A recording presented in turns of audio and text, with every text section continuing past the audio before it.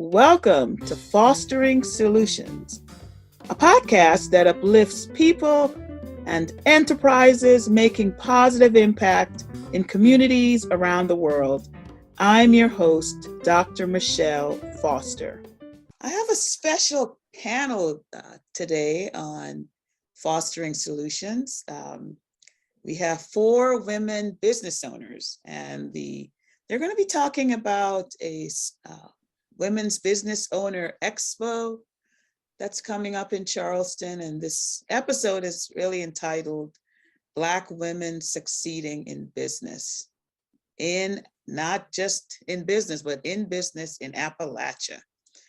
So thank you all so much for making time for this conversation, ladies.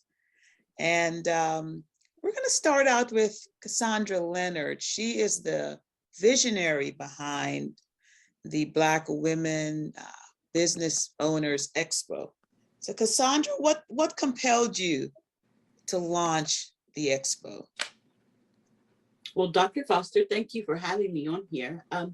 What compelled me to having the Black Women's Business Owners was through our Black Women's Business Owners meetings.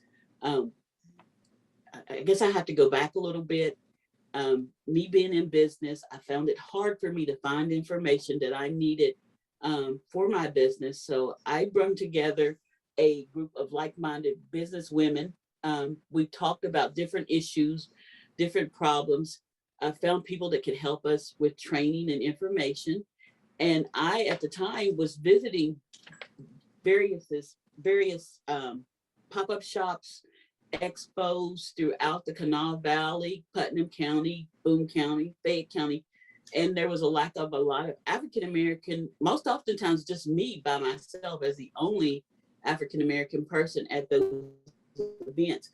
And in talking with the ladies at our monthly meetings, I noticed that everyone was having an issue with getting their product out in front of an audience to sell their product, to promote their product, to promote their business, to let people know that they even existed in the area. So that compelled me to speak with Apostle Beady about using her church, the Keep Glory International Fellowship, to see if we could use their gym and their fellowship hall to set up our first Black Women's Business Owners Expo. That was a huge success. We had over 50 vendors there at that time, and it was such a great fellowship among all of us women, like-minded, trying to grow our business, trying to educate ourselves. Great turnout. We had over 500 people there at that time. It was just such a good atmosphere. So it was something that I knew that I wanted to continue in the years to come. So how long ago was the first one? That was in 2018. Okay. We did it in 2018, 2019, 2020. We got stumped with COVID, so we did not get an opportunity to do it in 2020. And then we came back in 2021, and here we are in 2022 at the Charleston Town Center Mall doing our expo. So what is overall, if you were to think of your vision, what would you say your vision for this annual gathering is? I think my vision is to see people throughout the state, no matter what type of business that you're in, being able to be there, being able to set up, being able to promote their business, advertise their business, teach and learn from each other, learn from the seminars that are put on there at the expo. I see it growing each year, getting larger, expanding on what type of industries we have there at the expo, but just growing and being larger and a statewide event. And really just supporting Black women in business. Yeah. And not only Black women, it's open to men also. We don't discriminate against men or women or any ethnicity, but we primarily focus on Black women business owners throughout the area. Okay, that's good to know. So along with Cassandra, we have 2 Black women business owners with us. We've got Tina Beady and Courtney Williams. Ladies, it's so wonderful to have you here as well. Why don't you, and let's start with Courtney. You want to just tell the audience about your business? Yes, ma'am. Thank you for having me. I'm Courtney Williams, and I am the owner of Lavish. It is an event venue in South Charleston, West Virginia.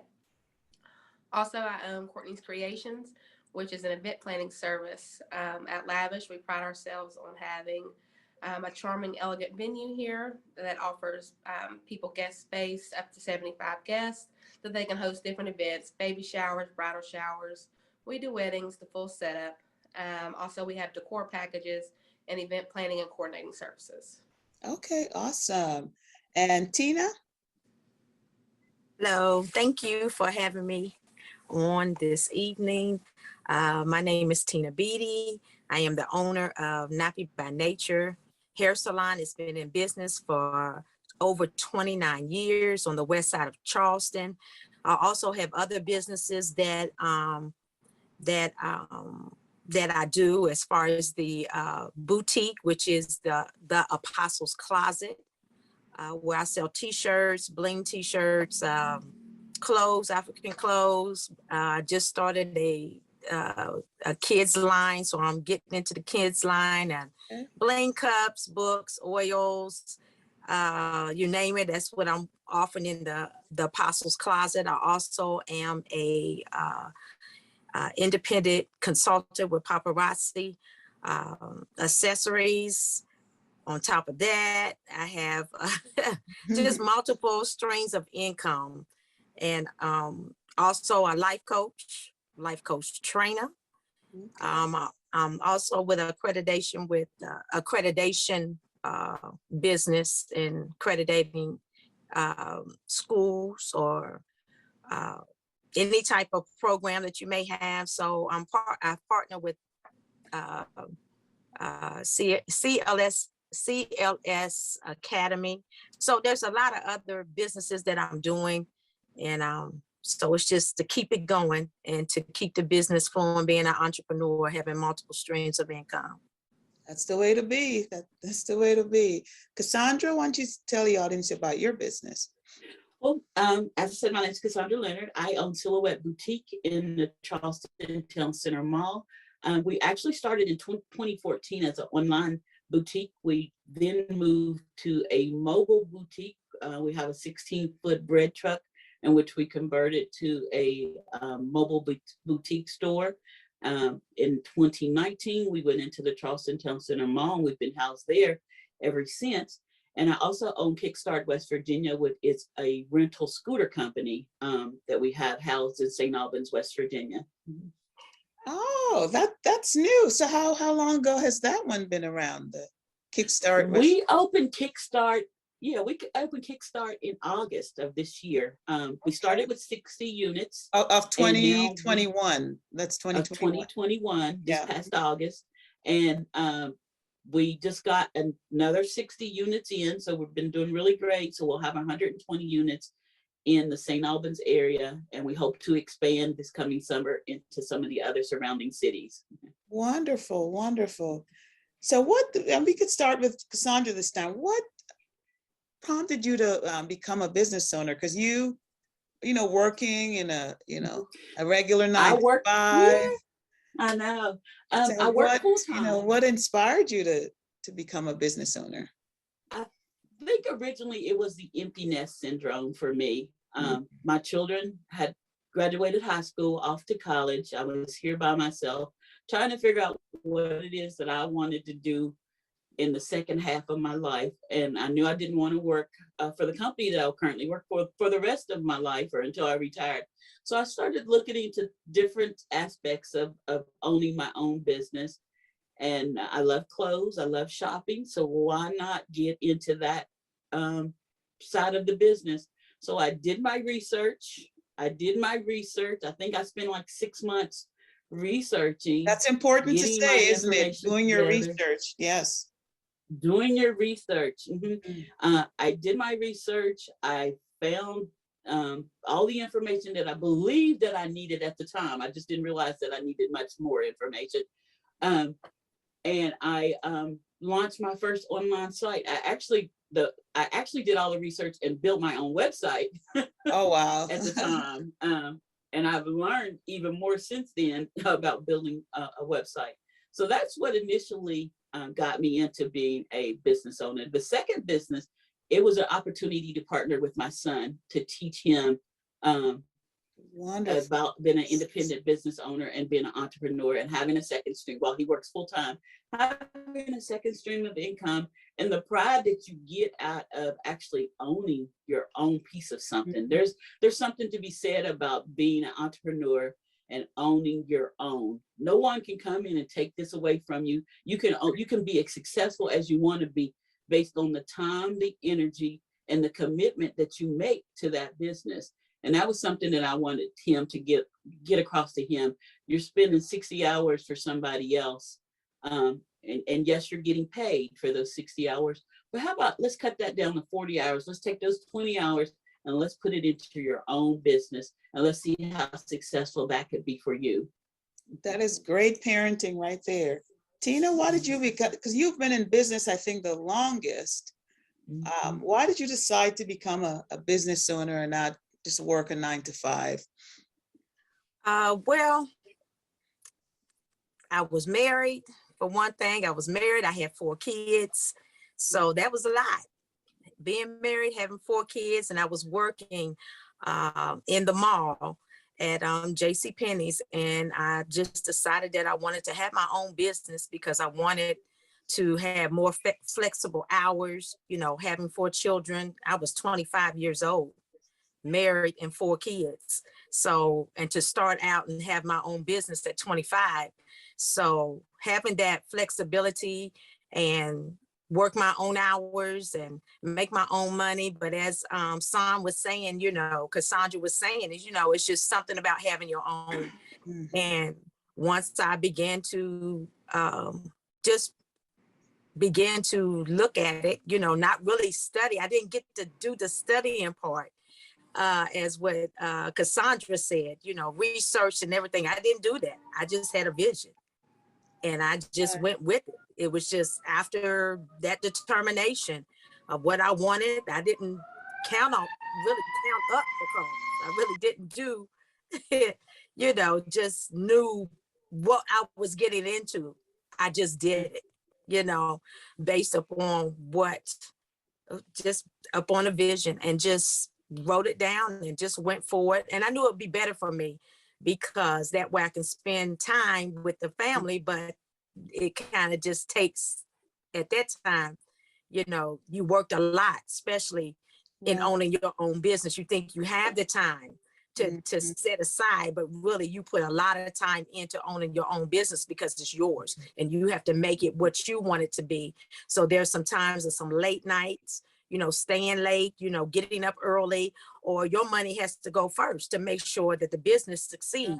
So it's a lot of things that, you know, in starting out that I didn't prepare for and I didn't know, but the years went by, you know, by experience, you know what to do and what to do to get better at being a business owner. Yeah, lots of sacrifices involved because the buck stops with you, doesn't it? Yes. Yeah, yes. Mm-hmm. Now, Courtney, you are the newest business owner of the group. I am. So what inspired you to launch Lavish and your event planning company? Yes, ma'am. So my event planning business just started in July of 2021, and Lavish just opened in December of 2021. Okay. So I'm very new, but I became a business owner because I knew I had a vision and a purpose that could help my community and provide a better life for my family. With my services, I've been able to provide things for the community like a father-daughter prom, and I have a mother-son prom coming up, and just different things like tea parties and second chance proms and things like that. Things that our city has really needed and thirsted for that we haven't been able to receive, that now we do. Okay, wonderful, wonderful. So in any journey, I mean, everything is never all, you know, peaches and cream all the time. We all go through challenges. Tina, maybe you could start with this one. What has your journey as a Black business owner in West Virginia been like? And are there hurdles and challenges you had to overcome along the way? Yes. You know, once I made that decision to open up my business, And like I said, I didn't really prepare. I just went with the vision. But over time, having to overcome, not having, you had customers and customers left, or you get sick, or the weather.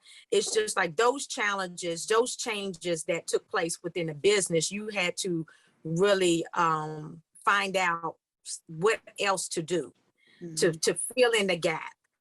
So those were mainly the challenges that you couldn't, that just happened. You couldn't really, if it's a winter storm, then there's no work. Mother Nature, how do you fight that? Right? Mother Nature, you just can't just say, hey, how am I make this money?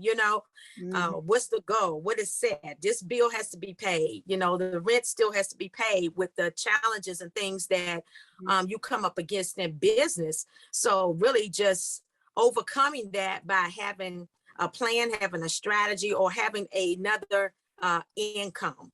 Having another income, being in the hair business, and if the shop was closed, it was good to have a product, so you could really have different out of a business. You can have multiple streams of income, but being a hairdresser, if I had went and just had a product, I could have sold a product, or had the boutique in the club, can be selling online, just with Cassandra and what she was, how she started out. So you really have to find out what's going to work. So those were the challenges that I wasn't prepared for, as far as, customers may move, or they may go to another stylist, or,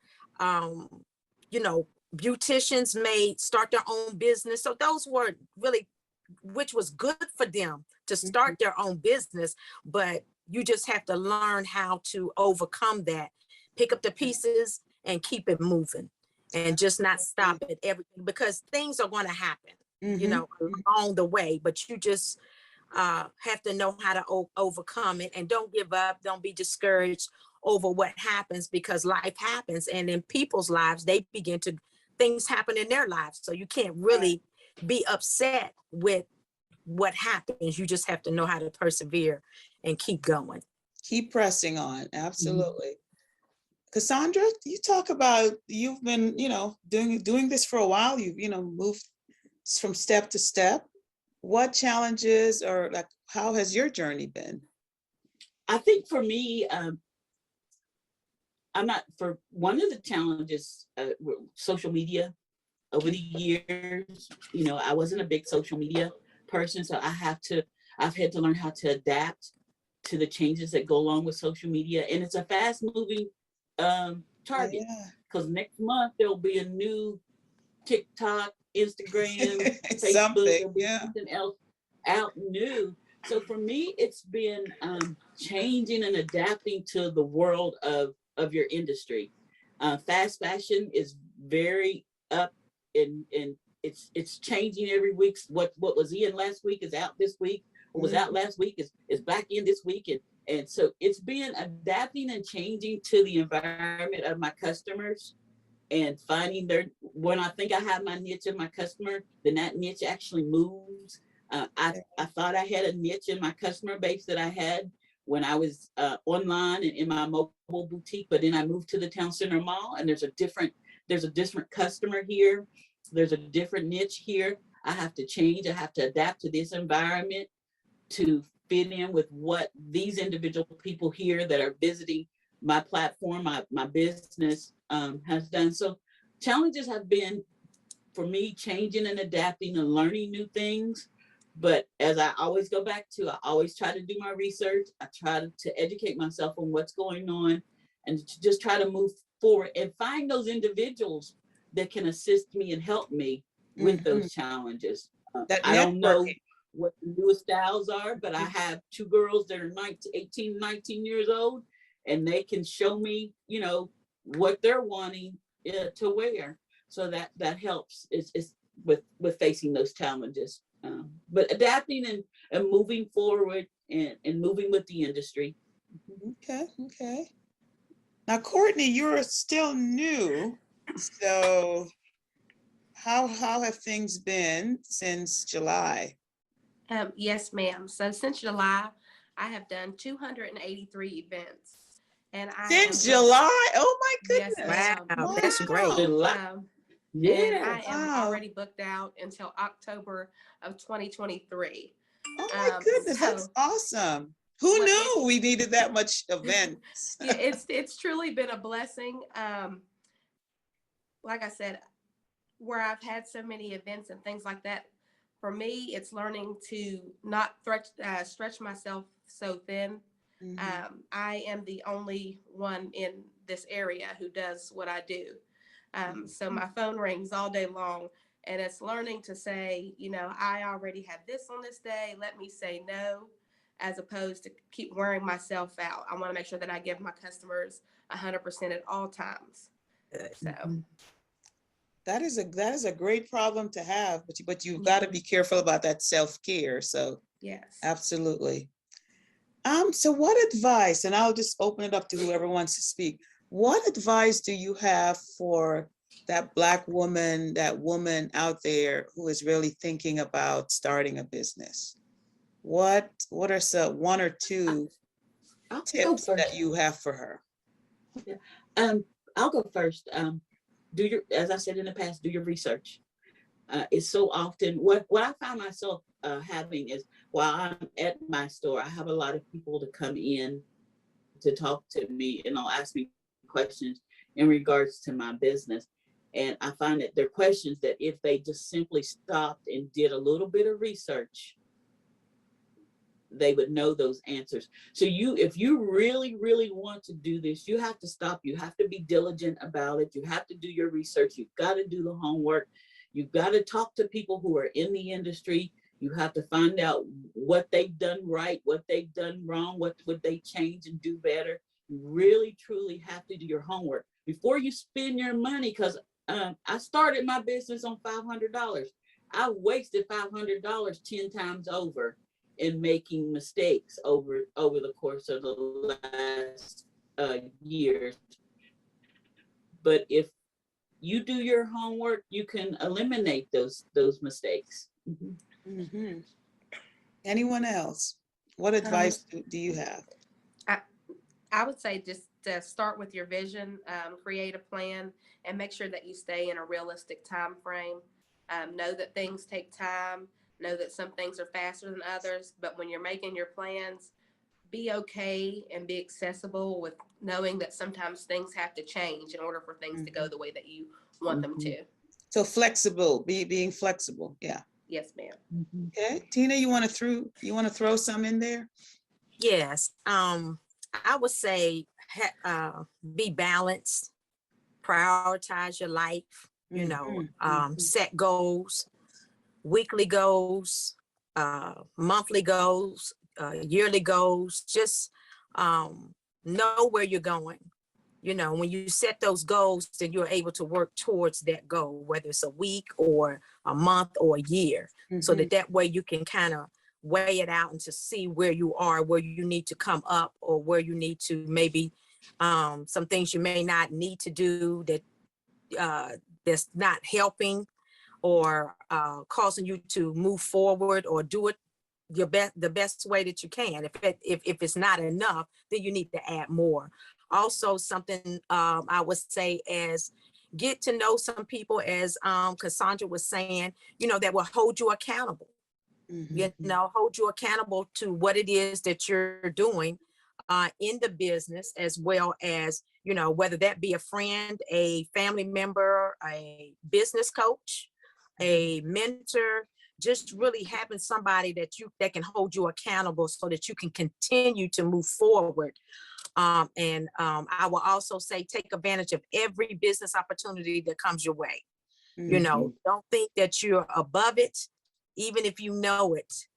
Go and sit down and hear it again, because it may be something that you will get out of it that you didn't get before, and really just stay in a place, be a student, have a lifelong learning. Always learning, don't be humble. Don't put yourself up there. Just be humble, be teachable, and be accountable to somebody, so that somebody that can tell you if you you know, how am I doing? Okay, we'll do it this way. Okay, well, you falling off, you know, so that they Right. don't leave you behind, but just Yeah. begin to, you know, help you along the way, because they may have been where you're trying to get to. And you may not have to go through what they went through had you been, had a mentor, have somebody to look up to or to help you along the way. Yeah, being coachable, definitely. That's very You know, and I say this, when you said, I just got my first mentor. And the lady that I picked is like in the boutique industry. She's like one of the gurus of the boutique industry. And I've been trying to get into her mentor class for 4 years. But the information that I learned in the first session with her, you know, have you ever been where you thought you knew, but when you sit down and talk to somebody that really knows, you say, I've been missing a ball. So that mentorship is something that is really important. Absolutely. Complete this statement. I can be more successful if. How would you complete that statement, Courtney? I can be more successful if I stop being so afraid of my own success. I still work a 9-to-5 with my business, and there's so many times that I'm blessed with opportunities to say I don't have to work my 9-to-5 anymore, but I'm too afraid to take that plunge.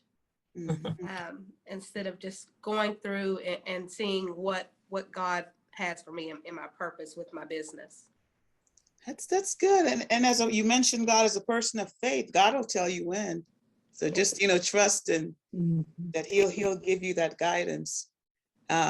Tina, I can be more successful if I just stay the course. Just stay the course by staying in his will. That's right. As long as I stay in his will, stay in God's will, everything is going to be all right. And I can continue to be successful in what it is that he's called me to do, and to do concerning business and marketplace ministry, whatever, just staying in his will, just to stay right there. Absolutely. Cassandra, I can be more successful if. Yeah, I think for me, I think if I get out of my own way sometimes, I'm not willing to let go of things that I can let other people do to help me be more successful. I know what I want. I'm scared that if I give it to you, you're not going to do it the way I want. But sometimes I know that I need to let go and let others help and let others be a part of what's going on. So I think if I could get out of my own way and stay the course, I think that I can increase my success in business. Awesome. That'll come with time. That'll come. Yeah. So, you know, the business ownership is not easy by any means. So what keeps you moving forward as you deal with challenges, as you deal with life balance, as you deal with, you know, pivoting with COVID? What keeps you moving forward? Tina, you want to go first? Just knowing that I have a business, family, family, friends, customers, it keeps me going. Just to know I have something put in front of me, or there's an assignment put in front of me that has to be completed, or that customer that comes in that keeps me moving forward. I want to quit. Yes, I want to stop doing hair. I've been doing it for at least 35 years. But what keeps me coming back is my customers. And, you know, the Lord hasn't told me that is to stop completely. He hasn't. So just I value my customers, you know, to see that they have been faithful. They have been committed all these years. There's some that have done since I got, let me see if it is some. No. I was getting ready to say some that's been there since I got started, but I think some of them have already passed. But they've been there a long time. And for me to just bail out and just go, okay, I don't want to, no, I can't do it. So just to know that my customers are there, that they're pleased, they're supportive, they're, faithful. I value that. And it keeps me coming back to the shop, as far as hair, the beauty shop to come, even if it's 10 people, one person, or 20 or 50 people, is that the customers, and to see that they leave out happy and that they're, they beautiful anyway. So, and just to help enhance the beauty that's already there, that keeps me going back. Okay. Cassandra, what keeps you moving forward? I think my vision of what I want and for myself in the future keeps me going.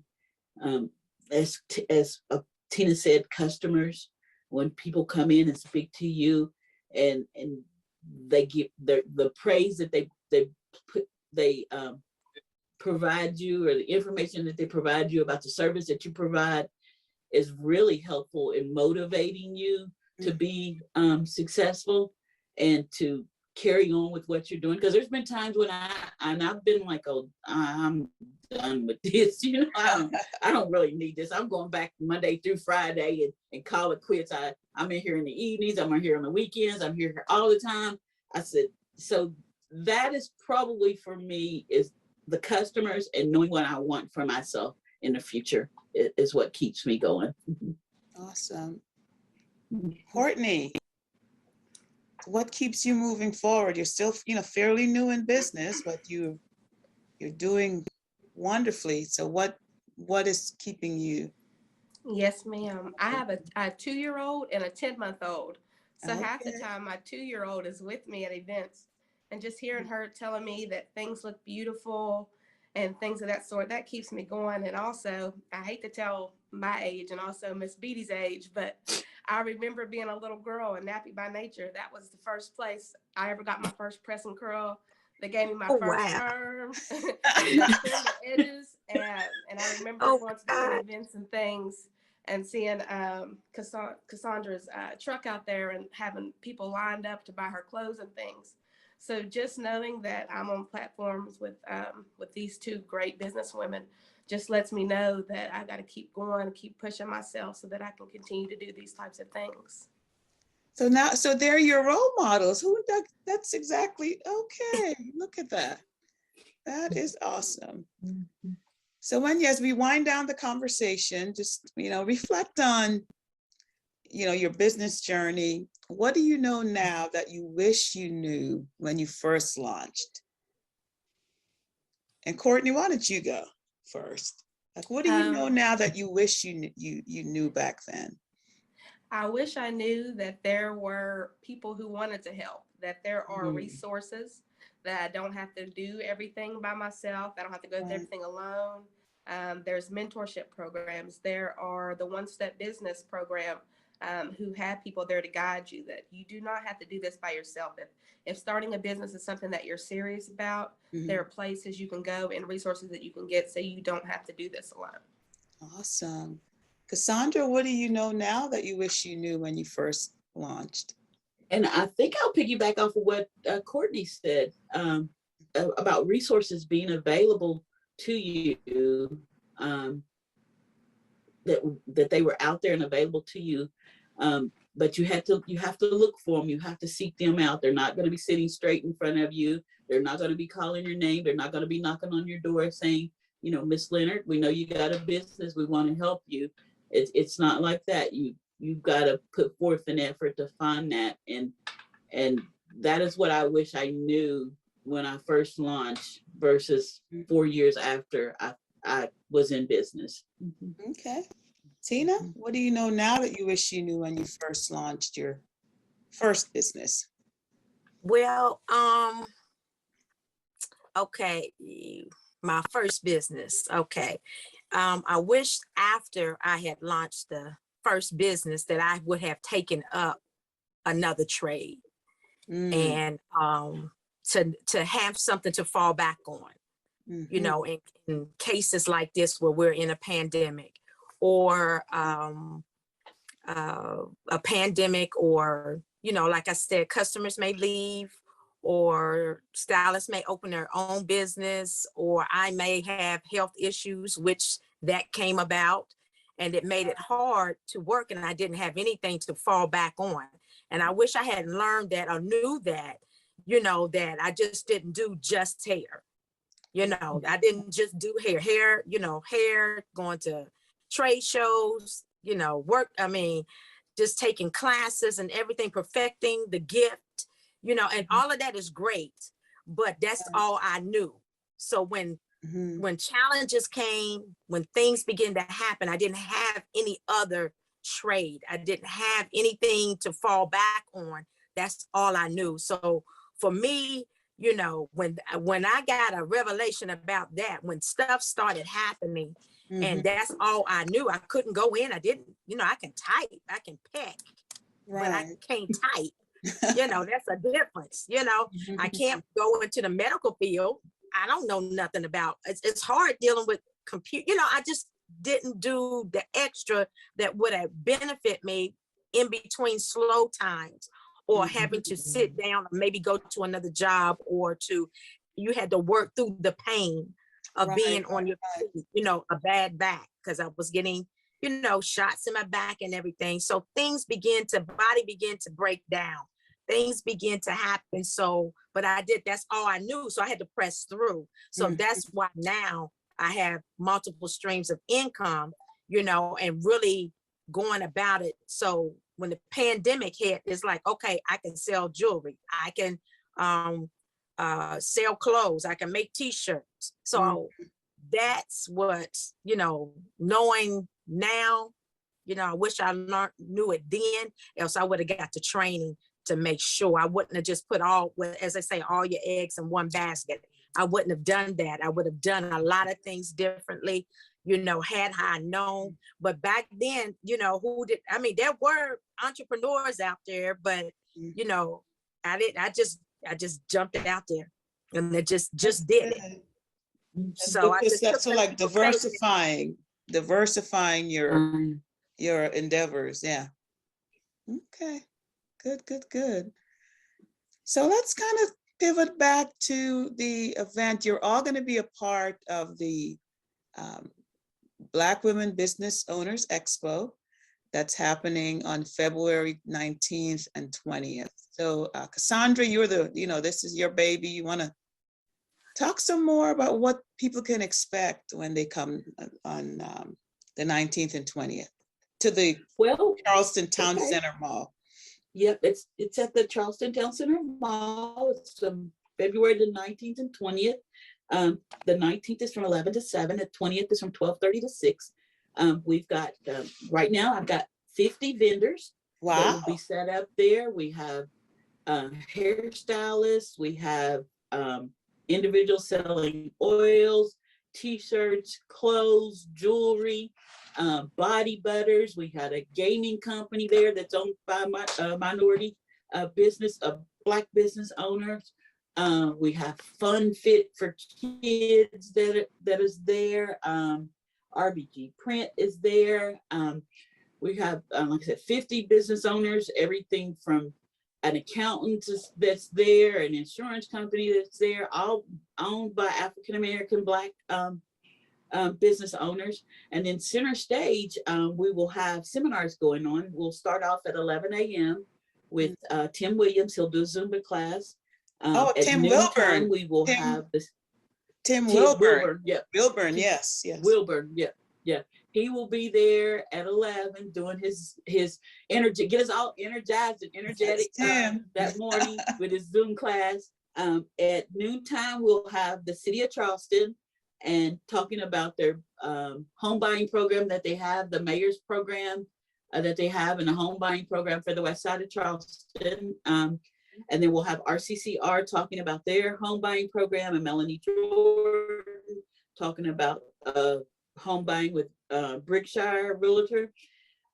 After that, we'll have a credit repair session with the West Virginia Women's Business Center and Unlimited unlimited, I hate when I Futures, unlimited futures. messed up. Is it Futures, unlimited Yeah. futures. I'm sorry. I couldn't remember their name. Unlimited futures. We're going to do spotlights on some of the vendors that are there. PAC will be there. Reverend Patterson will be doing a seminar at 2:30. We'll then do a few more spotlights on the vendors. At 4 p.m. we have Bridge Valley that is there talking about their educational programs that they have. We'll have a couple of individuals there telling you how to sign up for scholarship programs that they have available for students. At 5, we'll have She versus Her. So they'll have a makeup session and a hair care session. And at 6 p.m. we'll have a W3 dance team performing for us there at the location. We have PAC there all day doing COVID testing and giving COVID shots at the location. Okay, and we've got the West Virginia Women's Business Center will be there all day to talk to business owners about what they offer the women in West Virginia. So you'll get to speak with them and talk with them also. Okay, so we have a lot of things going on there at the Expo. We are really, really excited about this year's event. Sounds like it's a great event, and it starts on February 19th, and it's also, that's a Saturday, and then February 20th, starting at 11 o'clock on both days. No, at 11 o'clock on Saturday and 12:30 on Sunday. 12:30 on Sunday. Okay. So if you've been thinking about starting a business, or you want to be inspired by women who are in business so that you can get going with yours, that's the place to be.